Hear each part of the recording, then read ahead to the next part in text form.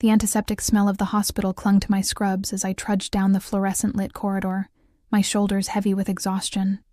12 hours into my shift as an ER nurse at Manhattan General, and the cacophony of beeping monitors, squeaking gurney wheels, and pained moans had become white noise, a soundtrack to my unremarkable existence. "Natalie, we need you in room 4. Dr. Patel's voice cut through my mental fog. "Blood bank's running low on O-negative for the John Doe from the shooting. Any donors on staff?" I raised my hand before my brain fully processed the question. "I'm O-negative, universal donor. The one good thing my absent father had given me. Rare blood that could save anyone. Perfect, donation room, now." I wasn't supposed to be here tonight, a last-minute shift swap with Cindy, who had concert tickets she couldn't bear to waste. One small decision that would unravel the careful simplicity of my life. The donation chair's vinyl was cold against my skin as the phlebotomist, a new guy I didn't recognize, prepared my arm. Through the glass partition, I glimpsed frantic activity in the trauma room across the hall. Whoever needed my blood was important enough to warrant 6 medical staff hovering around the bed, their faces grim with concentration. "Any chance you know who he is?" I asked, wincing as the needle slid under my skin. "Some European businessman," the phlebotomist replied, his voice deliberately casual in that way that suggested there was more to the story. "Drive by on 5th Avenue. Pretty brazen hit, if you ask me." I tried to peek around the partition again. All I could see was a forest of IV poles and a glimpse of olive skin, dark hair, and crimson-stained sheets. Something about the deliberate way the blinds were being drawn, the suited men appearing in the hallway speaking urgently into earpieces. This wasn't a normal patient. The blood flowed from my veins, dark and viscous, destined for the stranger's body. Something primal whispered in my mind. "A part of you will be inside him. You'll be connected." I shook away the thought. 20 minutes later, lightheaded but functioning, I continued my shift. The trauma wing had grown eerily quiet. The mystery patient moved to a private room on the top floor with security I'd never seen before at Manhattan General. Rumors rippled through the staff. Organized crime, witness protection, foreign dignitary. I was too exhausted to care. 3 days later, I'd nearly forgotten about my donation. Life continued in its comforting routine. Work, home to my tiny apartment, microwave dinner, sleep, repeat. The solitude suited me after the chaos of the hospital. No one needed anything from me once I clocked out. The envelope appeared under my door on a rainy Thursday evening. Heavy cream stationery, my name written in elegant script. Inside, a simple note on watermarked paper. "Thank you for your gift of life. Some debts can never be repaid, but I shall try." No signature. Alongside it, a small velvet box containing a pair of ruby earrings that even my untrained eye could tell were worth more than my annual salary. My first instinct was to return them. Hospital policy strictly prohibited accepting gifts from patients. My second instinct, as I ran my finger over the exquisite stones, was to wonder how anyone had discovered my home address.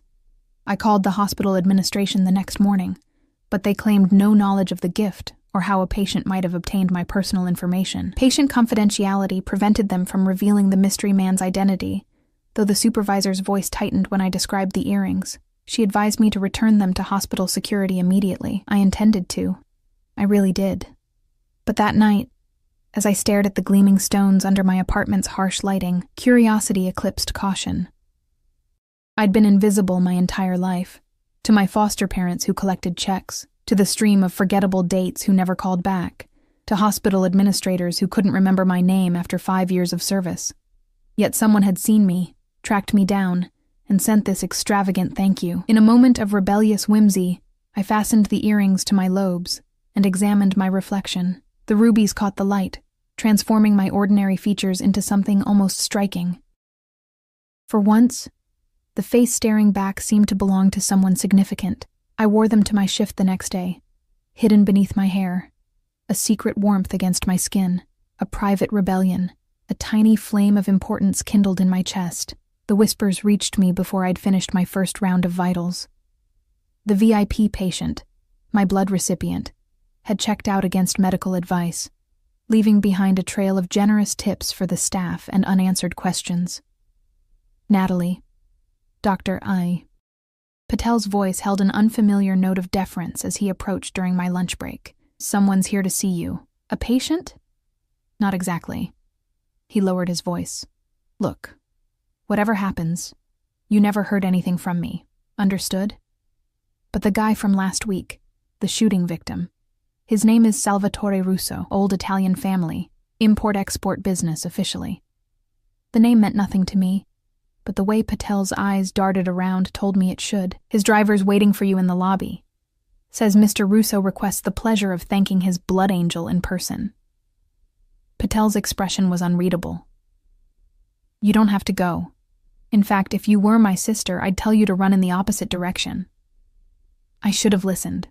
Should have claimed illness, called security, manufactured any excuse. Instead, curiosity, that fatal flaw of every cautionary tale, propelled me forward. The man waiting in the lobby stood out against the institutional backdrop, like a hawk among pigeons.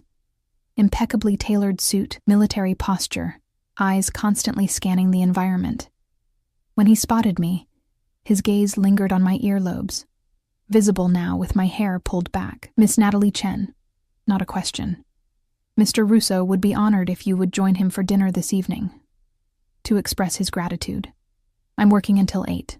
The words tumbled out before I could formulate a proper refusal. "We'll wait." He handed me a card with an address embossed in gold leaf. "A car will collect you at your apartment at 9. I opened my mouth to object. How did they know where I lived? But he was already walking away, speaking rapidly into his earpiece in Italian. The rest of my shift passed in a haze of anticipation and alarm. Logical Natalie, sensible Natalie, the girl who always checked her locks twice and never talked to strangers, was screaming warnings in my head. But beneath that voice was a quieter, more insistent one. "When was the last time anything interesting happened to you?" At home, I changed 3 times, finally settling on my one good dress, a navy blue sheath that managed to be both modest and flattering. I fastened the ruby earrings with trembling fingers, their weight both reassuring and terrifying. The black Maserati idling outside my building drew stares from neighbors who normally looked through me. The driver, different from the lobby messenger, held the door without speaking. As we glided through the city, I tried to steady my breathing, to remind myself I was a professional who had simply helped a patient. This was just a thank you dinner. Nothing more. We arrived at an unmarked building in Little Italy, its understated exterior belying the armed guards who nodded respectfully as we approached. I was escorted through a private entrance and up an elevator that required a fingerprint scan to operate. The doors opened directly into a penthouse restaurant, or what appeared to be one, except there were no other diners. Only a single table positioned before floor-to-ceiling windows, overlooking the glittering Manhattan skyline. And there he was, standing with his back to me, silhouetted against the city lights. Tall and broad-shouldered, his posture suggesting both power and the recent injury I'd helped treat. When he turned, I felt the air leave my lungs. Salvatore Russo couldn't have been more than 40, but authority etched every line of his face, from the obsidian eyes that assessed me instantly to the strong jaw darkened with precisely maintained stubble. A thin scar traced his left cheekbone, somehow enhancing rather than diminishing his devastating appearance. He was beautiful in the way predators are beautiful, a deadly perfection that triggers both admiration and alarm. "Miss Chen." His voice was deep, accented, each word deliberate. "My blood angel." He gestured to my ears, where his rubies caught the light. "They suit you, though I see now they pale next to your beauty." I should have corrected him, should have clarified that I was simply doing my job, should have maintained professional distance. Instead, I blushed like a schoolgirl and accepted the seat he pulled out for me. "I don't normally accept gifts from patients," I managed to say as a waiter appeared with champagne. "I am not a normal patient." His smile didn't reach his eyes, and technically the hospital regulations apply to gifts under $5,000.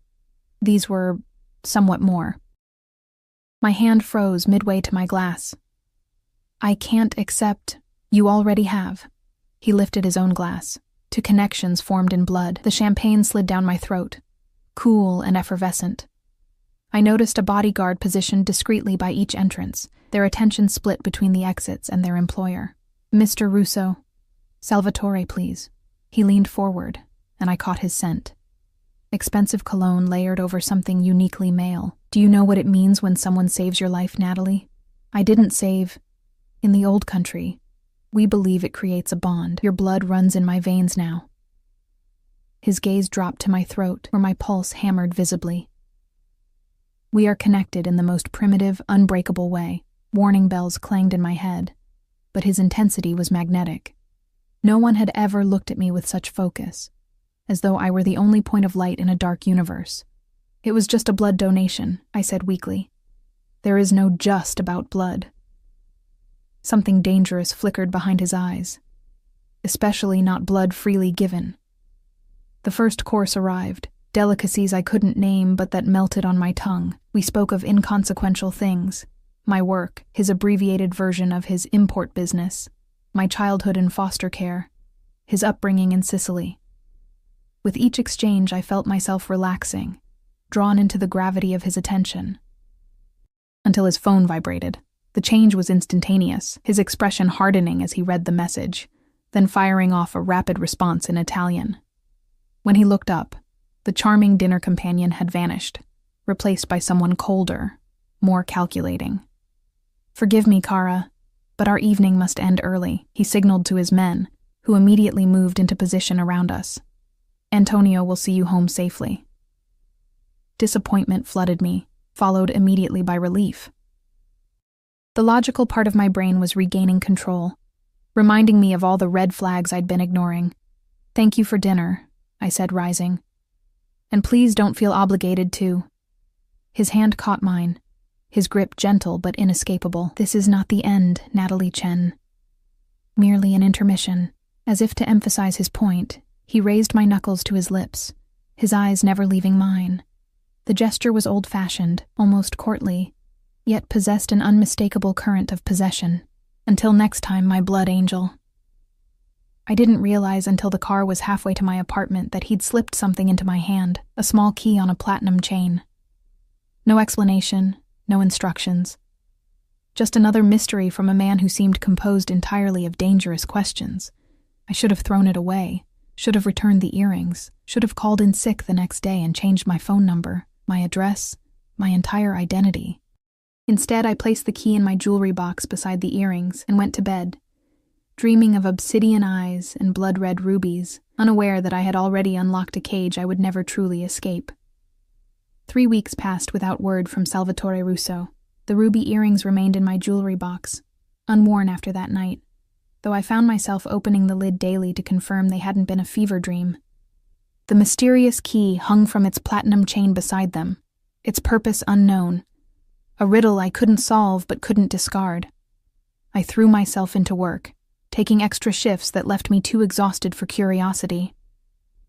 Yet each time the hospital doors slid open, I caught myself looking up, half expecting to see his silhouette framed in the entrance. Each black luxury car on the street made my heart stutter. I told myself it was relief when they passed without stopping, not disappointment. You seem distracted, remarked Dr. Patel during a rare quiet moment in the ER. His eyes held knowing concern. Everything okay after that? Dinner? Fine, I said too quickly. It was just a thank you meal. Nothing happened. Good. He glanced around before lowering his voice. Look, I shouldn't tell you this, but I overheard some guys in suits asking about your schedule last week. I told administration not to give out that information. Ice flooded my veins. What guys? Italians. Expensive watches, not much neck. He mimicked a thick-set build. Just be careful, Natalie. Men like Russo don't operate by normal rules. I nodded my thanks, trying to appear appropriately concerned while tamping down the inexplicable thrill that coursed through me. He hadn't forgotten. He was still watching. That evening, I returned to find my apartment building in unusual commotion. Moving vans, workers in uniforms carrying furniture into the elevator. What's happening? I asked Mrs.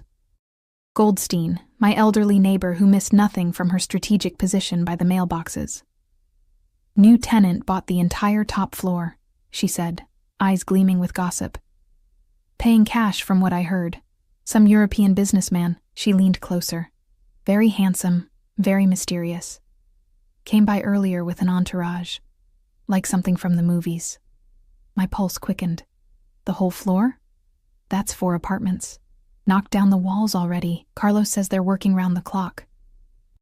No expense spared. She patted my arm. Maybe you'll catch his eye, a pretty girl like you. If only she knew. I took the stairs instead of waiting for the elevator, needing time to process this development. It couldn't be coincidence. My building was unremarkable, in a neighborhood better described as convenient than desirable. No European businessman would randomly select it unless... The hallway to my apartment appeared unchanged, but something felt different.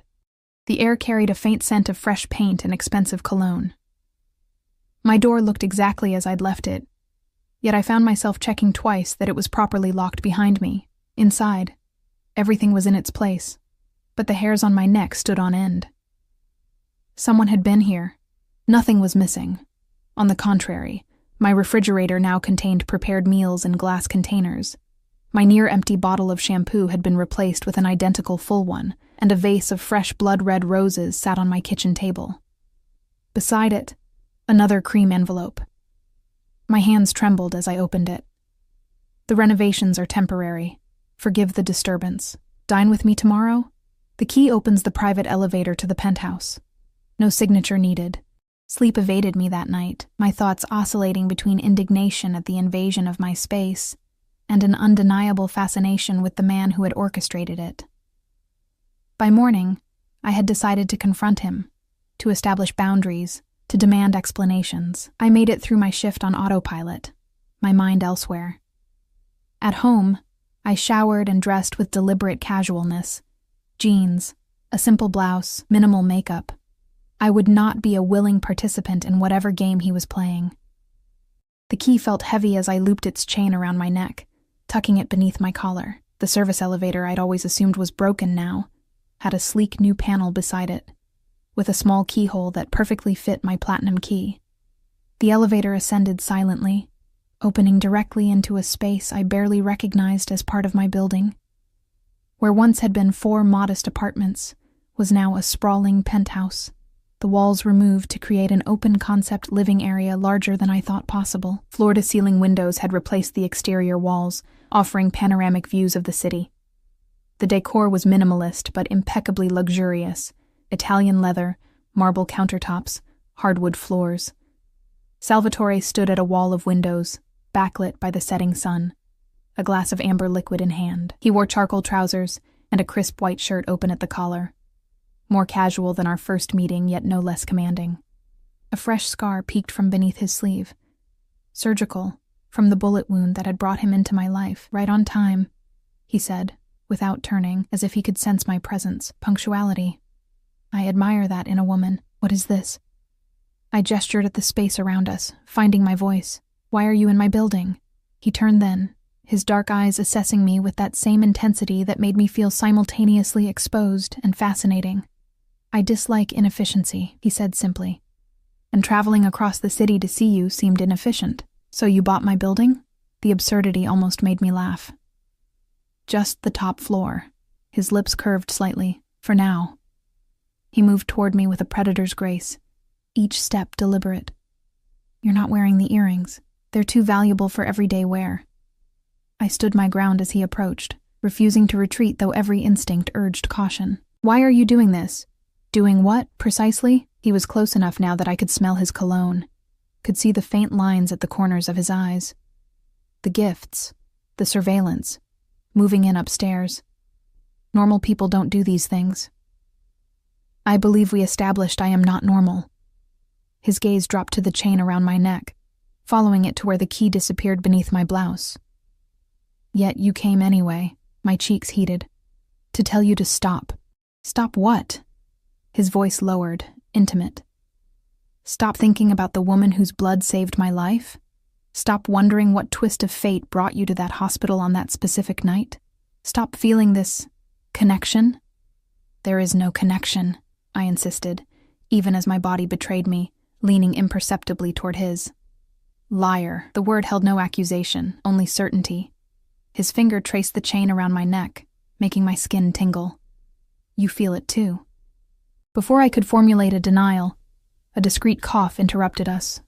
A server, uniformed and expressionless, had materialized to announce dinner. Salvatore stepped back, the moment broken. "Shall we?" The dining room overlooked the city's lights, now twinkling in the dusk. The table was set for two, with china I suspected cost more than a month's rent.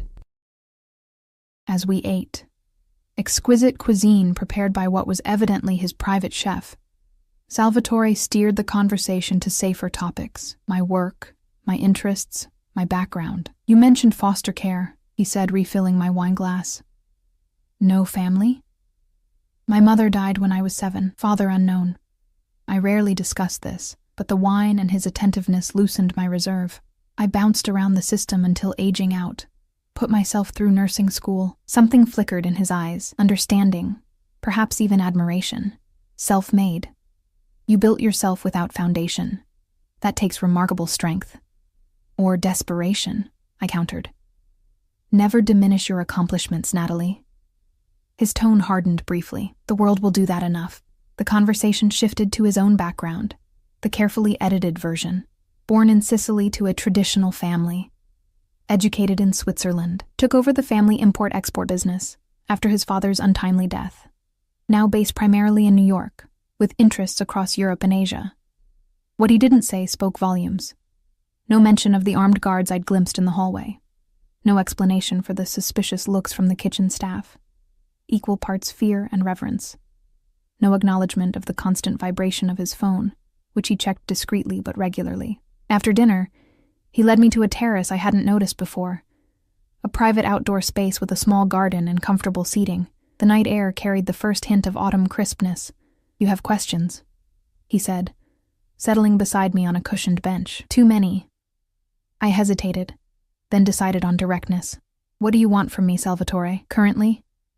His eyes gleamed in the low light. "To enjoy your company, to understand the woman who is now part of me." He indicated his chest, where my blood now flowed in his veins. "Beyond that, we shall see. I'm a nurse. I've given blood to dozens of patients. It doesn't make us connected. Perhaps not for you." Something haunted crossed his features. "But when you live in my world, Natalie, believing in signs and bonds becomes necessary for survival. The night I was shot, that was meant to be my end. Instead, I received life from a stranger who asked nothing in return. In my experience, such things do not happen by chance." I wanted to argue, to insist on coincidence and medical science, but the conviction in his voice gave me pause. "What happened that night? Why were you shot?" His expression shuddered. "Business disagreement. Most business disagreements don't end in gunfire. Mine sometimes do." He reached out, tucking a strand of hair behind my ear, his fingers lingering against my cheek. "You know what I am, don't you? Even if you don't say it aloud." I swallowed hard. "I have suspicions, and yet, you came tonight." His thumb traced my lower lip, sending electricity down my spine. "Curious, Natalie. Brave, Natalie. What am I to do with you?" The question hung between us, loaded with possibilities that both frightened and thrilled me. I should have pulled away, should have stood up, walked to the elevator, and never looked back. Instead, I remained frozen under his touch, my heart thundering in my chest. His phone vibrated again, the spell broken. Salvatore's face transformed as he read the message, hardening into something cold and calculating. He stood abruptly. "I must attend to something. Antonio will escort you home." His tone was clipped, all warmth evaporated. "We'll continue this another time." Just like that, I was dismissed. The mysterious, attentive Salvatore replaced by a man clearly accustomed to giving orders and having them obeyed without question. I felt oddly bereft as a stone-faced security guard led me to the elevator. "Wait," I said as the doors began to close. "How will I—" "Keep the key, Cara," Salvatore called from across the room, already speaking rapidly in Italian to someone on his phone. "You'll know when to use it." The elevator descended to my floor, leaving me with more questions than answers, and the unsettling realization that I was already anticipating our next encounter. Back in my apartment, I found another change. A small box on my bed containing a phone I hadn't owned before.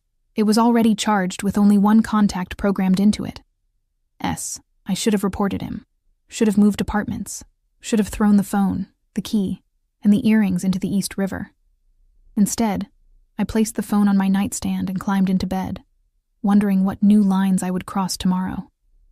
The new phone remained silent for 2 days. I carried it everywhere, checking it compulsively despite myself, torn between relief and disappointment at its blank screen. The key around my neck grew familiar, warming against my skin beneath my scrubs as I moved through my shifts at the hospital. Everything about my daily life appeared unchanged, yet nothing felt the same. I caught myself scanning rooftops, looking for the security personnel I now suspected were always watching. The black SUV parked across from the hospital entrance. Was it the same one each day? The delivery man who never quite looked me in the eye when he brought flowers to the nurse's station? Did his accent sound Italian? "Chen, you with us?" Dr. Patel's voice snapped me back to the present during morning rounds. I asked about the patient in 204. "Sorry," I mumbled, focusing on the chart in my hands. "Mr. Abernathy is stable, vitals improving after last night's transfusion." Patel studied me with narrowed eyes as our colleagues moved ahead to the next room. "You sure you're okay? You seem distracted." Before I could respond, the burner phone in my pocket vibrated. The first time since I'd received it. My heart leapt traitorously. "Fine," I assured him, fighting the urge to check the message. "Just tired." In the bathroom, I locked myself in a stall to read the text. "Car waiting at end of shift. Wear something formal. S. No request, no question mark." Just an assumption of compliance that should have infuriated me. Instead, my pulse quickened with anticipation. The rest of my shift crawled by. At exactly 7, I exited the hospital to find a black Maserati idling precisely where the message had promised. The driver, Antonio I recognized, opened the door without speaking. "I need to go home first," I said, sliding into the leather interior. "I don't have anything formal with me." "Not necessary, Miss Chen." Antonio's voice was professionally detached. "Mr. Russo has arranged everything." We drove not to my apartment, but to an exclusive boutique in the Upper East Side. Though it was well past closing time, the shop was lit up and staffed with eager attendants who clearly expected me. A strikingly elegant woman greeted me by name. "Miss Chen, welcome. I'm Sophia, Mr. Russo's personal stylist. We have several options prepared for tonight's event." "Event," I echoed, increasingly unsettled by how thoroughly my evening had been orchestrated without my knowledge. "The charity gala," she said, as if I should know. "Now let's find something that will complement those remarkable eyes of yours." What followed was a surreal hour of being draped in couture dresses worth more than my annual salary. Sophia circling like an artist contemplating a canvas. We settled on a midnight blue gown that fell like liquid from a single shoulder, the fabric catching light with subtle iridescence. My reflection was startling. The woman in the mirror looked sophisticated, significant, nothing like the invisible nurse who blended into hospital corridors. "Perfect," Sophia declared. "Now hair and makeup." I emerged from the boutique transformed, hair swept into an elegant updo, makeup enhancing features I hadn't known were worth enhancing. Antonio's eyebrow raised fractionally, the only indication that my appearance had changed at all, before he opened the car door again. We arrived at the Metropolitan Museum of Art, its facade illuminated for an evening event. A red carpet stretched from the street to the entrance, flanked by photographers capturing the arrivals of New York's elite. My stomach clenched with sudden panic. "I can't go in there," I whispered to Antonio. "I don't belong in this world, Mr. Russo disagrees," he replied, unmoved. "He's waiting at the top of the steps," and there he was. Salvatore Russo stood like a sentinel above the glittering crowd, imposing in a tuxedo that emphasized the broad shoulders and narrow waist of a man who maintained his physical power as carefully as his financial kind. Even from a distance, his focus cut through the chaos, fixed on me with laser precision as I emerged from the car. The intensity of his gaze drew me forward like a magnetic force.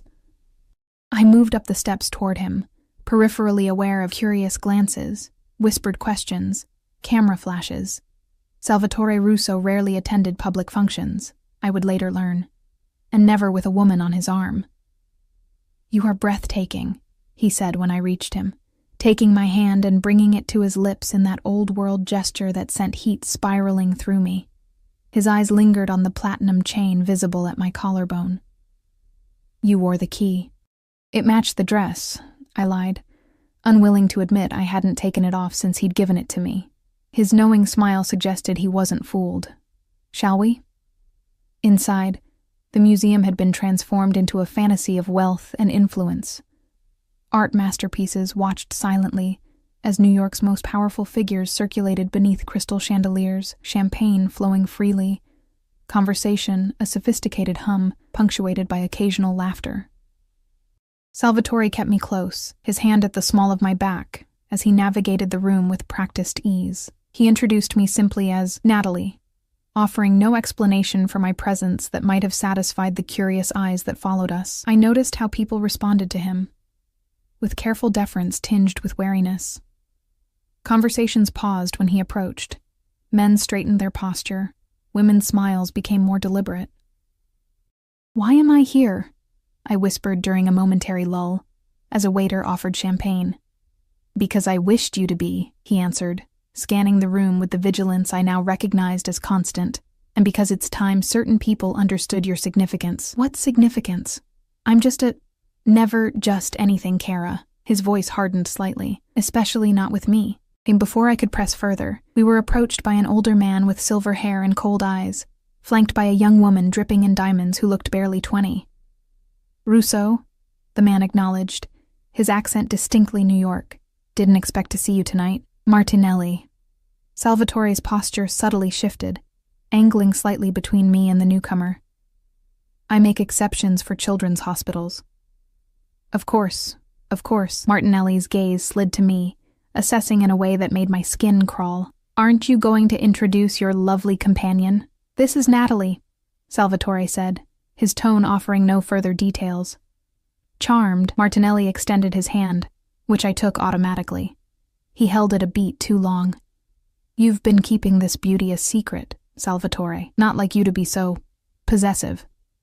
Something dangerous flickered across Salvatore's face. "Perhaps I've found someone worth possessing." The air between the men crackled with unspoken tension. I extricated my hand from Martinelli's grip, unsettled by how quickly the pleasant veneer had thinned to reveal something volatile beneath. "If you'll excuse us," Salvatore said with cold courtesy, steering me away before Martinelli could respond. "Who was that?" I asked when we were safely across the room. "Business associate." Salvatore's jaw was tight, with boundary issues. "Is he like you?" His laugh held no humor. "We operate in adjacent circles." He glanced down at me, his expression softening marginally. "Don't concern yourself with Martinelli. He's become irrelevant." The rest of the evening passed in a whirlwind of introductions and veiled conversations I only partially understood. Salvatore remained attentive, his hand rarely leaving my waist, his eyes constantly monitoring our surroundings even while appearing engaged in pleasantries. I observed him in this environment, how he commanded respect without raising his voice, how others seemed to orbit around him like planets around a sun. Occasionally his phone would vibrate, and he would check it discreetly, sometimes excusing himself for brief periods while leaving me in Antonio's watchful care. During one such absence, I retreated to a quiet alcove for a moment's respite from the overwhelming stimuli. The gallery was nearly empty. Most guests congregated in the main hall where dinner would soon be served. "So you're Russo's new plaything." The voice, Martinelli's, came from behind a Greek statue, startling me. "Gotta say, you're not his usual type. Less obvious." I stepped back, suddenly aware of my isolation. "Mr. Russo will be returning shortly." "I'm sure he will." Martinelli moved closer, his cologne too strong, his smile too practiced. "He's keeping quite the close eye on you." "Makes me curious what's so special." "Nothing's special," I said, edging toward the doorway. "I'm just a nurse." "A nurse?" His eyebrows rose. "Now that is interesting. Salvatore usually prefers women who, well, let's say who already understand our world." "I should get back. Word of advice, sweetheart." He blocked my path casually. "Whatever hold you think you have on him won't last. Men like us don't change, and Salvatore Russo has left a long trail of discarded women who thought they were different. Step away from her." Salvatore's voice cut through the space like a blade. low and deadly. Martinelli raised his hands in mock surrender, though his smile remained. Just getting acquainted with your nurse, Salvatore. Fascinating career choice. The next time you speak to her, if there is a next time, you will address her as Miss Chen and maintain appropriate distance. Salvatore's expression was frigid, controlled fury radiating from every line of his body. Am I clear? Something unspoken passed between the men, some power calculation I couldn't decipher but could feel. Martinelli's smile faltered. Crystal, he said finally, then nodded to me. Miss Chen. He retreated, leaving a charged silence in his wake. Salvatore remained rigid, his eyes tracking Martinelli until he disappeared back into the main hall. We're leaving, he announced, taking my elbow with gentle but firm pressure. The dinner hasn't even started, I protested weakly. The purpose of our attendance has been fulfilled. His voice was clipped as he guided me toward a side exit where, somehow, Antonio was already waiting with the car. The drive passed in tense silence. I stared out the window, processing the evening's undercurrents, while Salvatore made several calls in rapid Italian. His voice grew sharper with each conversation, his free hand occasionally clenching into a fist on the seat between us. We arrived not at my apartment, but at his penthouse. The elevator ride was charged with unspoken tension. Are you going to explain what happened back there? I asked as we entered his living space, kicking off the uncomfortable heels I'd been provided. Salvatore crossed to a bar cart, pouring amber liquid into 2 crystal tumblers. Martinelli is a relic who has forgotten his place. What does that mean? I accepted the drink he offered, needing its warmth. And what was all that about making people understand my significance? He studied me over the rim of his glass. There are circles within circles in my world, Natalie. Tonight, I placed you in the innermost one. I never asked to be in any circle of your world, I said, frustration finally breaking through. You've orchestrated this entire evening, this entire relationship, without once asking what I want, and what do you want? His voice softened dangerously. The question caught me off guard. What did I want? To return to my invisible life of work and solitude, to pretend I hadn't felt more alive in the past few weeks than in years prior. I faltered, then found my resolve. I want honesty. I want to understand what's happening here. What am I to you, Salvatore? A blood debt, a novelty, another possession. He set down his glass and moved toward me with predatory focus. You are a miracle I never expected. A woman who gave life without calculation, who sees me, the real me, without flinching. I don't see you at all, I countered. You show me only what you choose to reveal. Then ask. He stood before me now, close enough that I could feel the heat radiating from his body. What would you know? Who are you? Really, his smile was without humor. You know who I am, Cara. You've known since the hospital. Say it. He reached out, fingers tracing the chain at my neck. I am what Americans call organized crime, what Italians call tradition. My family has controlled certain enterprises for generations. The confirmation should have terrified me. Instead, it felt like exhaling after holding my breath too long. Why me? There must be women who would kill to be in your world. Precisely the problem. His thumb found my pulse point, lingering there. They want the world, not the man. You wanted neither. I still don't, I whispered unconvincingly. Liar, he said again, the same way he'd said it that first night in the penthouse. Not an accusation, but a gentle observation of truth. His hand slid to cup my cheek, and I knew he was going to kiss me. Knew I should pull away. Knew I wouldn't. His lips met mine with surprising gentleness, a question rather than a demand. For one suspended moment, I remained still, balanced on the knife edge of decision. Then something unraveled inside me. Pride, reason, self-preservation, and I was kissing him back with an intensity that shocked us both. Salvatore groaned, his control fracturing as his arms encircled me, pulling me against the solid wall of his chest. The kiss deepened, turned hungry. Years of my solitude combusting in the heat between us. His hands traced the bare skin of my back, where the dress dipped low, each touch igniting new flames. Natalie. He breathed against my mouth, my name transformed into a prayer. Tell me to stop. It was the first time he'd sought my permission for anything, and the irony wasn't lost on me even in my dazed state. Here, in this most intimate moment, he was finally giving me choice. Don't stop, I whispered, surprising myself with my certainty. His eyes darkened, pupils dilating until only a thin ring of brown remained. Without warning, he lifted me effortlessly, my legs wrapping around his waist as he carried me through the penthouse to a bedroom I hadn't seen before. The space was masculine and minimal, dark woods, crisp linens, and windows overlooking the glittering city. He laid me on the bed with unexpected reverence, stepping back to look at me with an expression of wonder and barely restrained desire. "You are so beautiful it hurts to look at you," he said, voice rough. My midnight gown pooled around me like spilled ink, my hair coming loose from its elegant arrangement. I should have felt vulnerable, exposed. Instead, I felt powerful, watching this dangerous man struggle for control because of me. "Then don't look," I challenged softly. "Touch." Something feral flashed in his eyes. He removed his jacket, then his tie, the methodical movements at odds with the tension radiating from his body. When he joined me on the bed, the controlled facade had returned, though I could feel the leashed power in every calculated move. "Are you certain?" he asked one final time, hovering above me. In answer, I reached up to unfasten the chain around my neck, placing the key on the nightstand. "I'm choosing this. Choosing you." And what followed was a revelation. Beneath his controlled exterior, Salvatore Russo was a man of fierce passions and surprising tenderness. He worshipped my body with the attention of someone memorizing a masterpiece, discovering sensitivities I hadn't known I possessed. When we finally joined, the intensity nearly undid me.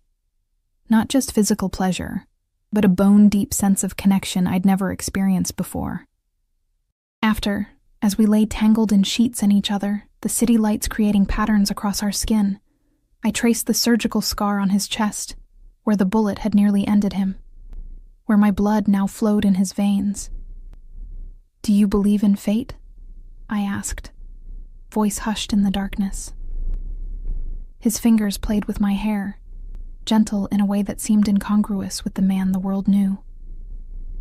"I believe in signs, in debts, in bonds forged in moments that alter the course of lives." "Is that what this is? A debt you're repaying?" He tilted my chin up, forcing me to meet his eyes. "Do not diminish what's between us, Natalie. This is far more than obligation." I wanted to believe him, desperately. But doubt crept in, impossible to banish completely. "Your world and mine, they don't overlap. What happens when the novelty wears off? When you remember who you are and who I am?" "I have never forgotten who I am." His voice hardened slightly. "And I see you more clearly than you see yourself." "What does that mean?" "It means you've been surviving, not living. Existing in the margins of a world that never recognized your worth." His fingers skimmed my cheek. "Until now." The words struck a chord so deep I flinched, unprepared for how thoroughly he'd read me. The unremarkable girl from foster care who'd built a life of service but never belonging, who'd given and given without expectation of return, because experience had taught her to expect nothing. "I should go home," I murmured, suddenly overwhelmed. "You are home," Salvatore countered, his arm tightening around me. "Stay." And I did. Dawn found us still entwined, my head on his chest, his heartbeat steady beneath my ear. I studied his sleeping face, relaxed in a way it never was in waking hours. The perpetual vigilance softened, the calculating mind at rest. In sleep, I could see traces of the boy he must have been before the weight of his empire settled on his shoulders. His phone vibrated on the nightstand, the screen illuminating with a name in Italian. Careful not to wake him, I slipped from the bed and into the adjoining bathroom, giving him privacy for what was clearly business. The bathroom was a monument to luxury, marble and glass, with a rainfall shower large enough for 4. My reflection caught me by surprise. Hair tousled, lips slightly swollen from his kisses, a faint bruise blooming on my collarbone where his passion had marked me. I looked transformed, awakened. a woman who had been thoroughly claimed. When I emerged, wrapped in a plush robe I'd found hanging on the door, Salvatore was dressed in sleek, casual wear, his expression serious as he ended his call. "Business?" I asked, hovering uncertainly. "Always." He crossed to me, dropping a kiss on my forehead. "I have to go out for a few hours. Antonio will take you anywhere you wish, or you can stay here." "I have a shift at noon," I reminded him. Something like displeasure flickered across his features. "Call in sick. I can't just—" "You can." He cut me off gently but firmly. "Your dedication is admirable, Natalie, but perhaps it's time to reconsider your priorities." Irritation flared. "My work is important. I save lives, and now your life should be saved in return." He tucked a strand of hair behind my ear. "You've given enough to strangers." "It's not about giving. It's who I am." He studied me for a long moment. "We'll discuss this later. For now, Antonio will drive you home or to the hospital, whichever you prefer." The dismissal was gentle but clear. I dressed in clothes that had appeared mysteriously in his closet, designer jeans and a cashmere sweater in exactly my size, tag still attached. Antonio waited in the foyer, expressionless as ever. "Where to, Miss Chen?" "My apartment, please." The drive was silent. I watched the city transform from the manicured wealth of Salvatore's neighborhood to the practical functionality of my own, feeling the disparate pieces of my life refusing to reconcile. My apartment seemed smaller than I remembered, drab after the opulence of the penthouse. Yet it was mine, earned through my work, my choices. I showered and changed into scrubs, determined to maintain at least this fragment of my identity. The burner phone buzzed as I prepared to leave for my shift. Tonight, 8 p.m. Again, no question, no request, just expectation. I tucked the phone away without responding and headed to the hospital, immersing myself in the familiar rhythms of taking vitals, changing dressings, and administering medications. The ordinariness was both comforting and stifling. "You seem different," Dr. Patel remarked during a coffee break. "Something happened with your friend?" I flushed, wondering if my transformation was that obvious. "It's complicated. With men like him, it always is." His expression turned serious. "Be careful, Natalie. I've seen cases come through this ER, women associated with certain organizations. It never ends well." "I know what I'm doing," I said, more to convince myself than him. "Do you?" He held my gaze. "These men live by different rules. What seems like protection can become a cage." His words echoed in my mind as I finished my shift. A cage. I recalled Salvatore's suggestion that I reconsider my priorities, meaning my career, my independence. The way decisions were made for me without consultation. The constant surveillance I was increasingly certain surrounded me. By 8 o'clock, my apartment felt like a battleground between desire and self-preservation. The key to the penthouse weighed heavy in my palm as I debated. Going upstairs meant taking another step into his world. Staying put meant asserting boundaries he seemed determined to cross. At 8:30, a knock at my door startled me from my deliberation. Salvatore himself stood in the hallway, dressed impeccably as always, his expression unreadable. "You didn't come up," he stated simply. "I was thinking." A dangerous pastime. His attempt at humor fell flat, tension radiating between us. "May I come in?" I stepped aside, watching as he surveyed my modest space with eyes that missed nothing. It struck me that this was the first time he'd actually entered my apartment, despite clearly having had access before. "You're upset," he observed, turning to face me. "I'm confused," I corrected. "This is moving very fast, and I feel like I'm losing control of my own life." "Control is an illusion, Kara." He moved closer, his presence immediately dominating the small room. "We never have as much as we believe." "That's easy for you to say. You control everything and everyone around you." A shadow crossed his face. "Not everything. Not the bullet that nearly killed me. Not the enemies who grow bolder each day." For the first time, I glimpsed genuine concern beneath his confident exterior. Is that why you were shot? Enemies? He sighed, running a hand through his immaculate hair. A rare gesture of discomposure. There's a power shift happening. Old alliances breaking, new threats emerging.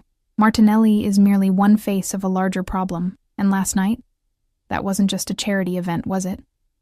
No, his honesty was unexpected. It was a statement, declaring you under my protection. I don't need protection. You do now. His voice hardened. Being with me comes with complications. The implications sank in slowly. Because now I'm a target. He closed the distance between us, taking my hands in his. Nothing will happen to you. I would burn this city to ash before allowing you to be harmed. The frightening part was that I believed him, and that the declaration, which should have terrified me, instead sent a forbidden thrill through my body. What was happening to me? This isn't the life I chose, I said softly. Perhaps it chose you. His thumb traced circles on my palm. The moment your blood entered my veins. We stood in silence, the crossroads between us impossible to ignore. His world or mine, security or freedom, passion or safety. I need time, I finally said, to think, to understand what I want. Something like relief crossed his features. Not the response he'd expected, but not rejection either. Time you shall have. He brought my knuckles to his lips. But understand this, Natalie Chen. I am a patient man, but not when it comes to what belongs to me. And you? His eyes locked with mine, intense and possessive. You have been mine since the moment your blood saved my life.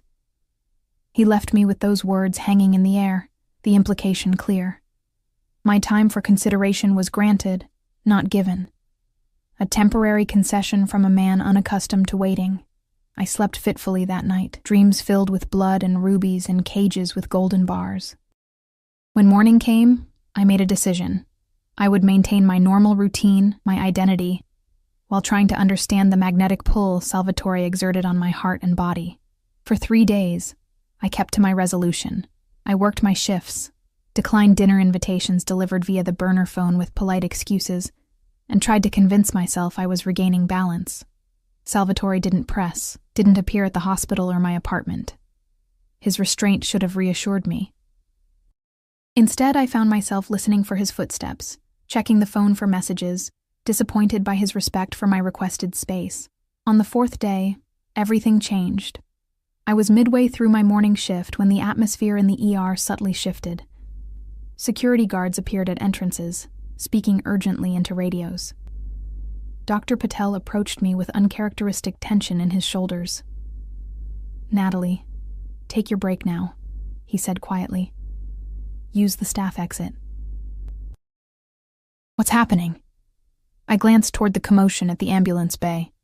Multiple gunshot victims coming in. His eyes held warning. Italian males. Designer suits. Sound familiar? My blood ran cold. Salvatore? I don't know. But the police scanner mentioned an ambush at some restaurant in Little Italy. You should make yourself scarce, just in case. I nodded mechanically, but the moment he turned away, I moved toward the trauma rooms rather than the exit. The first ambulance had arrived, paramedics rushing in with a gurney. I glimpsed a bloodied torso, dark hair. My heart stopped. But it wasn't Salvatore. I recognized the patient as one of his security team, the quiet man who often stood behind Antonio. 2 more ambulances arrived in quick succession, each bearing men I'd seen in Salvatore's orbit. My nursing instincts took over, and I was reaching for gloves when a firm hand gripped my arm. "Not these patients," Patel warned. "Trust me on this." "Where's Salvatore?" I demanded, panic rising. Was he involved? Before he could answer, the emergency doors burst open. Not paramedics this time, but Antonio, his normally immaculate appearance disheveled, blood staining his shirt, though he appeared uninjured. His eyes locked on mine with laser focus. "Miss Chen," he said, crossing the room with purpose. "You need to come with me. Now, is he hurt? Is Salvatore hurt?" The question tore from my throat. Antonio's expression revealed nothing. "Please, it's not safe here." Police officers were entering the ER now, their presence adding to the chaos. One pointed toward Antonio, speaking into his radio. "We need to go." Antonio insisted, taking my elbow. Dr. Patel stepped between us. She's on duty. You can't just... It's okay, I interrupted, making a split-second decision. I'll go. I grabbed my bag from my locker and followed Antonio through the staff exit to a waiting SUV, not the usual sleek Maserati, but something more armored, with tinted windows. The moment the doors closed, the driver accelerated, taking corners with alarming speed. What happened? I demanded. Is Salvatore alive? Antonio's stoic mask cracked slightly. Alive, yes, but the situation is complicated. Take me to him. That's not possible right now. I'm taking you somewhere safe. I don't want safe. I want answers. My voice rose with fear and frustration. I'm a nurse. If he's hurt, I can help. The best way to help is to stay alive and unharmed, Antonio replied, checking his phone as messages poured in. Mr. Russo was explicit about your protection being the priority. We drove for nearly an hour, leaving the city behind, eventually turning onto a private road that wound through dense trees. A massive iron gate opened at our approach, revealing a sprawling estate set back from the road, a fortress disguised as a country manor, with discreet security visible at strategic points. What is this place? I asked, as we pulled up to the entrance. One of Mr. Russo's properties. You'll be safe here until the situation is contained. The interior was elegant, but fortified. I noticed the thickness of the doors, the reinforced windows, the subtle security cameras. A housekeeper appeared, introducing herself as Maria, leading me to a suite of rooms that had clearly been prepared in advance. Fresh flowers, clothes in my size in the closet, even my preferred brand of toiletries in the bathroom. How long am I supposed to stay here? I asked Antonio. Until Mr. Russo comes for you or sends word. His tone made clear the conversation was over. Maria will provide anything you need. With that, he departed, leaving me in a gilded prison with no information about what had happened to the man whose blood now seemed inextricably linked with mine. Hours passed in agonizing slowness. I tried the television, finding news reports of a suspected organized crime incident in Little Italy, 3 dead, multiple injured, no names released. My burner phone had no signal in this remote location, and the house phone connected only to Maria or security. Night fell, bringing storms that lashed at the windows, matching my turbulent emotions. I paced the suite, alternating between worry for Salvatore and anger at being whisked away without consent. The power dynamics that had both attracted and concerned me were now in full display. I was a protected asset, moved like a chess piece at his command, even in his absence. Around midnight, I heard commotion downstairs, raised voices, hurried footsteps. I rushed to my door, opening it to find Maria blocking the hallway. "Please return to your room, Miss Chen," she said firmly. "What's happening? Is Salvatore here?" Her expression softened slightly. "The doctor is with Mr. Russo now. I will inform you when—" I pushed past her, nurse's instincts overriding decorum. "I am a doctor." A slight exaggeration, but necessary. Following the sounds of activity, I descended the grand staircase and moved toward what appeared to be a study. 2 guards stood outside, straightening at my approach. "Let her pass," came a familiar voice from within. Not Salvatore's, but Antonio's. The guard stepped aside reluctantly. I entered to find a scene from a war zone transplanted into luxury surroundings. Medical equipment had transformed the study into a makeshift treatment room. And there, on a leather couch, lay Salvatore. He was conscious but pale, his shirt removed to reveal blood-soaked bandages around his shoulder and torso. A man in surgical scrubs was examining the wounds while Antonio stood guard nearby. Salvatore's eyes, though glazed with pain, found mine immediately. "Natalie." My name on his lips sounded like relief. "You shouldn't be here." I moved to his side, nurse mode activating as I assessed his condition. "Gunshot wounds? Why isn't he in a hospital?" "Too dangerous," Antonio answered. "Hospitals have too many entry points, too many unknown variables." I turned to the doctor, who looked exhausted. "Status?" He seemed startled by my professional tone, but answered automatically. 2 GSWs, shoulders a through and through clean. Abdominal wound more concerning. Bullets still lodged near the liver. He's lost significant blood, needs surgery, but refuses transport. I'm not leaving this property while Natalie is here, Salvatore said, voice strained but commanding. Bring whatever you need. The doctor looked exasperated. I've told you, without proper facilities. I'm O negative, I interrupted, rolling up my sleeve. Universal donor. Salvatore's eyes locked with mine. The symbolism not lost on either of us. Once again, my blood would flow into his veins, but this time, with full knowledge of who and what he was. No, he protested weakly. You've given enough. I sat beside him, already examining the medical supplies. It appears I haven't. The next hours passed in a blur of medical procedures. I assisted the doctor. Dr. Reeves, I learned, a private physician accustomed to treating injuries that couldn't be reported. As he removed the bullet and repaired the damage, my blood transferred to Salvatore through medical tubing, creating an even more tangible connection between us. By dawn, Salvatore was stabilized, sleeping under sedation. I sat beside him, exhausted but unwilling to leave. Antonio entered quietly, placing a hand on my shoulder. You should rest, he said, with unexpected gentleness. I'll stay with him. What happened, Antonio? I asked, too tired for evasion. The truth. He hesitated, then sighed. Martinelli. After the gala, he saw Mr. Russo's attachment to you as weakness, an opportunity to make a move against the family. Because of me? Horror washed through me. No, Antonio said firmly.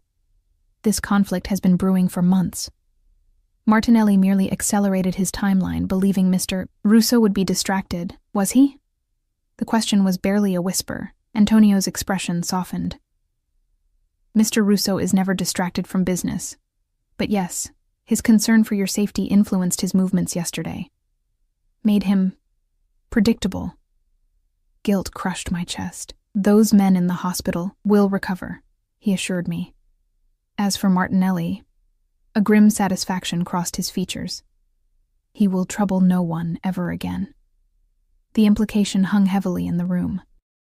I should have been horrified, should have recoiled from the violence that surrounded Salvatore's existence. Instead, I felt a complicated relief, mingled with concern only for the man before me. What happens now? I asked. Now we wait. For him to heal. For the situation to stabilize. And then? Antonio studied me with unexpected perception. That depends on you, I think. I remained by Salvatore's side throughout the day, monitoring his vitals, changing his dressings, administering medications. By evening, he was conscious again, his natural strength asserting itself despite the trauma his body had endured. You're still here, he murmured, reaching for my hand. Where else would I be? His fingers tightened around mine. Safe, away from this life. I'm exactly where I need to be. The certainty in my voice surprised us both. He struggled to sit up, wincing with the effort. Natalie, listen to me. What happened yesterday? It's the reality of my world, the danger, the violence, the constant vigilance. I was selfish to bring you into it. You didn't bring me anywhere, I countered. I chose to follow. Did you? His eyes searched mine. Or did I manipulate circumstances until you had no real choice? The question struck at the heart of my own doubts. Had I been gradually ensnared? My independence eroded through calculated moves? Or had I recognized something essential in this complicated, dangerous man? Something that called to parts of myself I'd never acknowledged? 3 days ago, I was pulling away, I said slowly, setting boundaries, reclaiming my life. When I heard you were hurt, none of that mattered.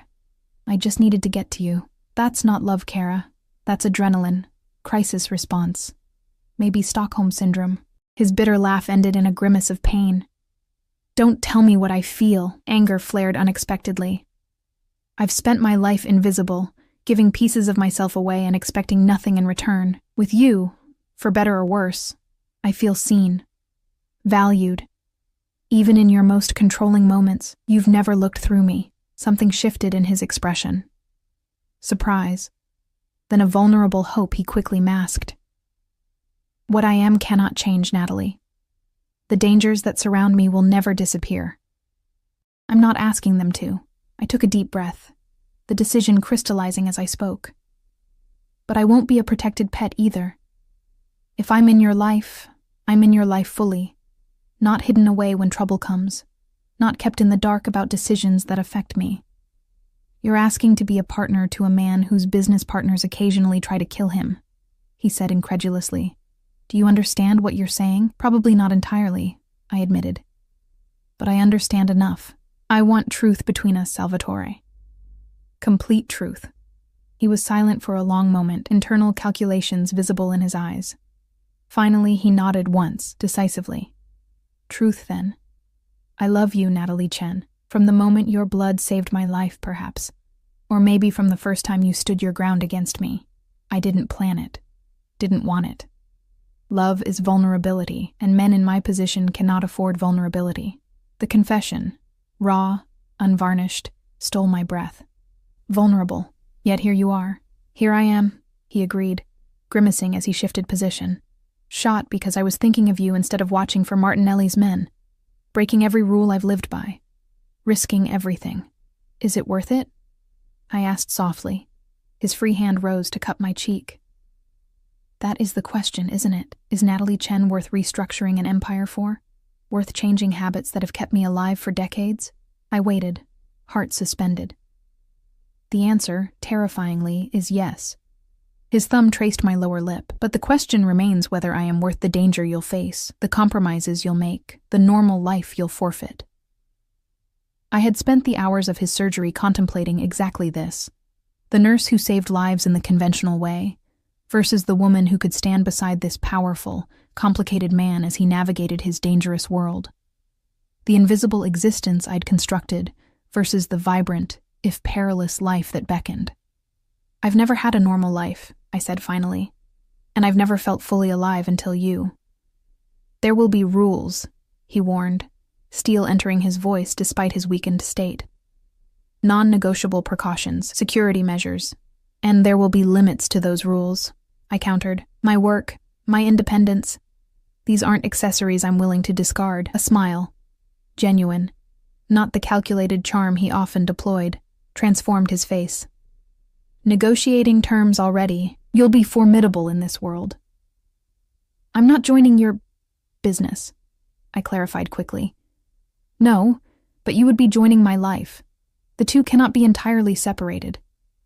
His expression turned serious again. I cannot promise safety, Natalie, but I can promise that every resource at my disposal, every man, every dollar, every ounce of my strength, will be dedicated to protecting what's mine.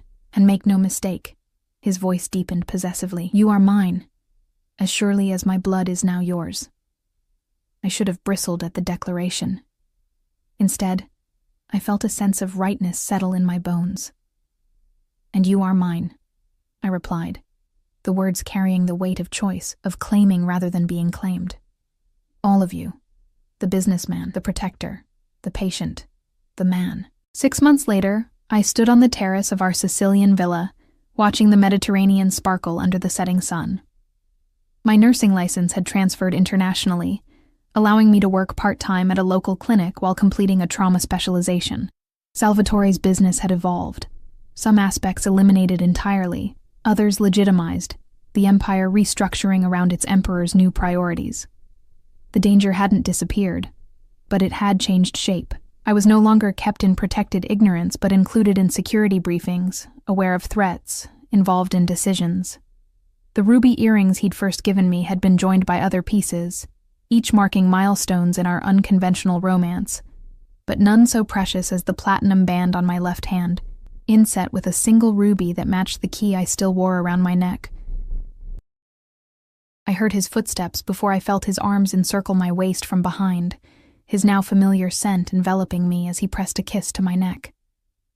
Regrets, cara mia, he murmured against my skin. I leaned back into his solid strength, watching the sun sink into the sea, a world away from the Manhattan hospital where my blood had first flowed into his veins, binding us in ways neither science nor superstition could fully explain. Not one, I answered truthfully, turning in his arms to face the man who had seen me when I was invisible. The dangerous guardian who had shown me that safety and passion weren't mutually exclusive. The complicated soul whose darkness complemented rather than extinguished my light. Some choices rewrite destiny. Blood calls to blood, he agreed.